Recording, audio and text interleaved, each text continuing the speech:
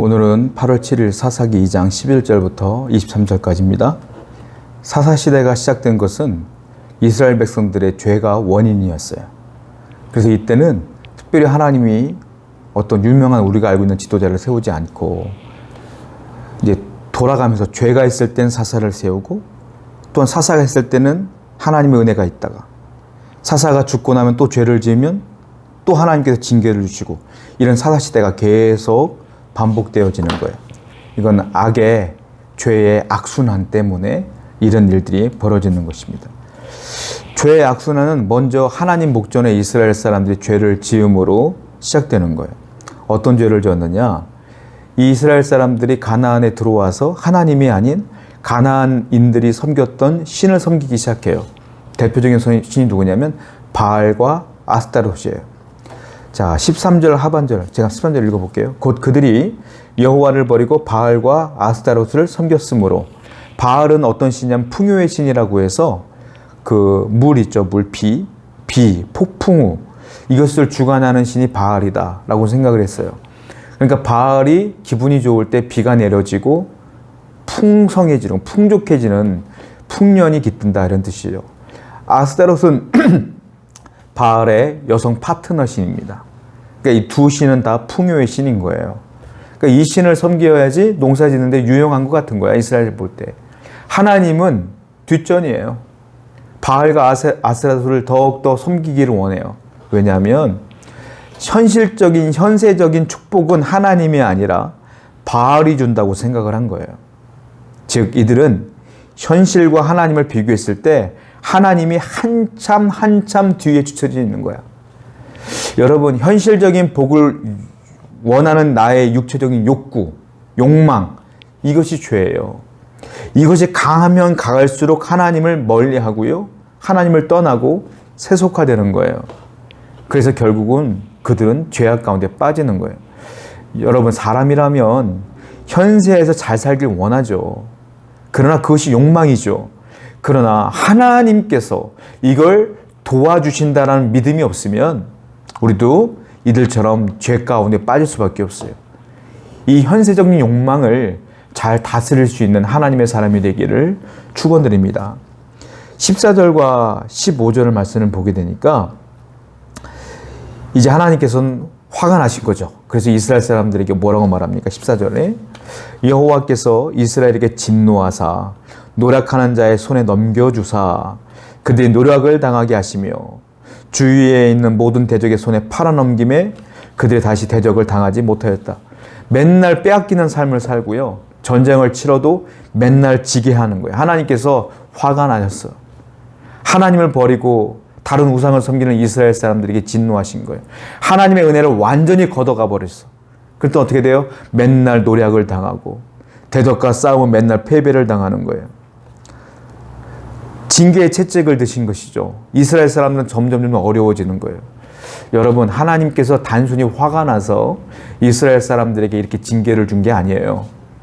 징계의 목적은 분명히 알아야 돼요. 하나님의 징계의 목적은 우리가 망하는 데 있지 않아요. 우리가 파멸하는 데 그 목적이 있지 않아요. 뭐에 있을까요? 우리가 빨리 죄를 돌이키는데, 회개하는데 그 목적이 있는 거예요. 그래서 하나님은 적당히 얘기했을 때 회개치 않으면 징계를 준다. 그래도 회개치 않으면 더 큰 징계를 주는 거예요. 그러니까 여러분들이 힘들지 않으려면 빨리 회개해야 돼. 빨리 돌이켜야 되는 거예요. 하나님의 목적은 여러분들이 망하는 데 있지 않다. 여러분들을 회개하는 데 그 목적이 있다라는 것을 알아야 된다라는 거죠.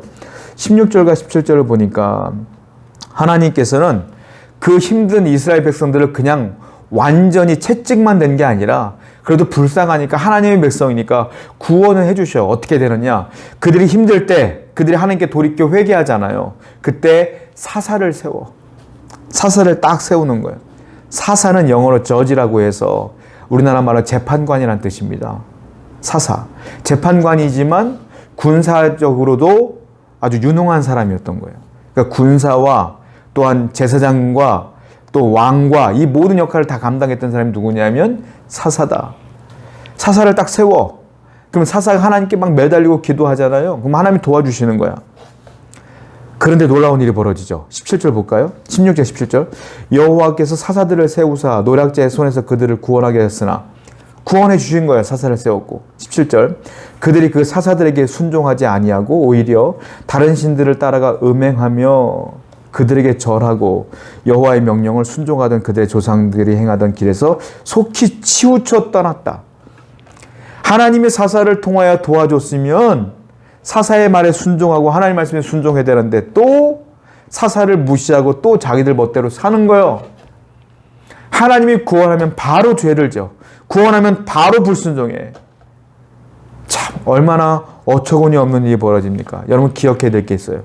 여러분들이 어려운 일을 당하고 고난을 당할 때 우리는 착각을 하는 것 중에 하나가 하나님이 나를 돕지 않는다. 하나님이 나를 구원하지 않는다고 착각을 해요. 그렇지 않아요. 하나님은 여러분들을 구원해 주셔요. 사사를 세워준단 말이에요. 그런데 문제는 뭐냐? 하나님의 구원의 손길이 없는 것이 아니라 그 구원의 손길을 내가 뿌리치는 거지. 구원이 필요 없다고 내가 외치는 거죠. 이스라엘 사람들을 하나님이 구원해 주셨어요. 구원해 주셨는데 그 구원의 손길을 그들이 거부한 거예요. 사사의 말에 순종하지 않고 하나님 말씀에 순종하지 않아요. 그러니까 악순환은 계속되는 거죠.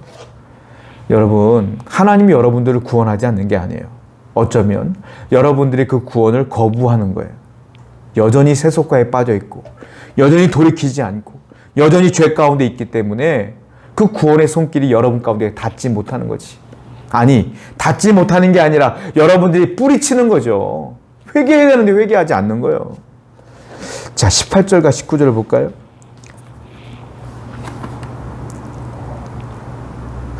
여호와께서 그들을 위하여 사사들을 세우실 때에는 그 사사와 함께 하셨고 그 사사가 사는 날 동안에는 여호와께서 그들을 대적의 손에서 구원하였으니 이는 그들이 대적에게 압박과 괴롭게 함을 받아 슬피 부르짖음으로 여호와께서 뜻을 돌이켰음이니라.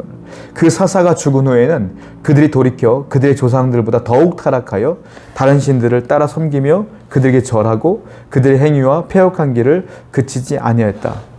그들이 힘드니까 회개하고 기도해. 그러면 사사를 세워. 하나님이 그들을 구원해 주셨어요. 그러면 사사가 죽잖아요. 그럼 다시 더 많은 죄악들을 지으며 하나님께 더욱더 많은 이스라엘 백성들이 떠나는 거예요. 이런 일들이 계속 반복되어진다라는 거죠. 그리고 20절부터 23절을 쭉 보니까 특별히 23절 말씀 볼게요.